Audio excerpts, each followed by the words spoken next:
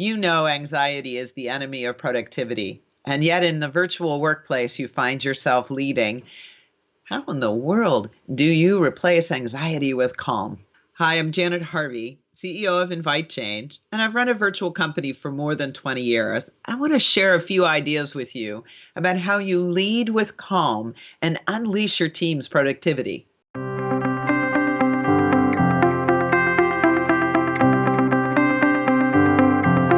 First, it's important to put in context what's going on in your workplace climate right now.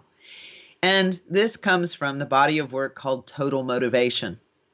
When people have things that are habits and preferences that are disrupted, we have a tendency to feel first a bit of emotional insecurity. And as soon as we have an experience that confirms we have a reason to be emotionally insecure, we start to question our economic insecurity. This situation with the virus and people moving out of their offices and into their homes is absolutely amplifying that economic insecurity. And what follows is apathy and ultimately inertia. These are really important symptoms for you to pay attention to in the way that your team is speaking about their experience of this time. What's the antidote? Increase play, increase potential, and increase purpose. What do we mean by all of this? Paying attention to having a sense of humor, being able to take things lightly, being able to laugh at ourselves. These are ways in your daily conversation with team members to help them connect to a sense of play and have some balance for the seriousness that is real about this situation. Secondly, help them to remember who they are, what you see in them, their capacity to be creative and adaptive and agile. Those are all wonderful adjectives. Make it practical and simple, pragmatic. How are they accomplishing their work despite all the change they're going through? And last, purpose. Remember why they work for you, why they work for this team, why they work for this organization. What do you stand for? How are you being a role model for all that's good and remembering what's possible into the future? Be sure that you're including a connection between their work day to day and their sense of purpose. Raising play, potential, and purpose is the way to keep people out of apathy and inertia.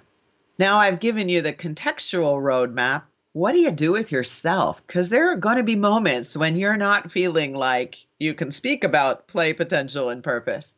It's important to increase your sensitivity with yourself and with your team members, and we do that through curiosity. So rather than a check-in question that's wanting to know the status on whether a project's moving forward or a customer deal is going to close in the next week, allow the space for you to be curious about what is someone experiencing right now. Check in about their family. Find out what they are giving their attention to. What are they grateful for?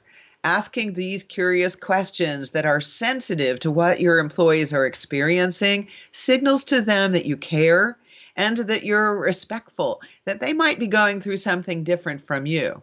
Having asked yourself these questions before you get on to a conversation is a way for you also to lower your anxiety and be able to be present in a calm way. And the final idea that I want to share with you is the idea of empowering choice. We often make requests of our team members that are absolutely spot on from a transaction level, what results need to get produced, and what are the steps in the action plan. In an environment like this, when people are feeling emotionally and economically insecure, it's important to get their feet underneath them. So begin with what's working, asking the choices of the employees. What are the things that you are implementing in the way you're operating in your virtual home office that you're finding really useful, very practical, and they're moving you forward? You've got a good rhythm going. And then invite them to brainstorm with you. What's one other thing that we could bring in? What resource could I provide you to make your work at home that much easier? I call this looking out the front windshield instead of the rear view mirror, leaving the facts that we have this situation in the first place on the table, not ignoring them, but helping your employees remember they have innate creativity to make different choices, ones that are far more empowering. It was my intent to lower your anxiety and increase your sense of calm as a leader who's leading a team in this virtual workplace. If you want more where that came from, check out this video on how to move from apathy to inspiration. This is the way to bring a sense of aspirational work to your employees and have them want to follow you because you bring calm, not anxiety.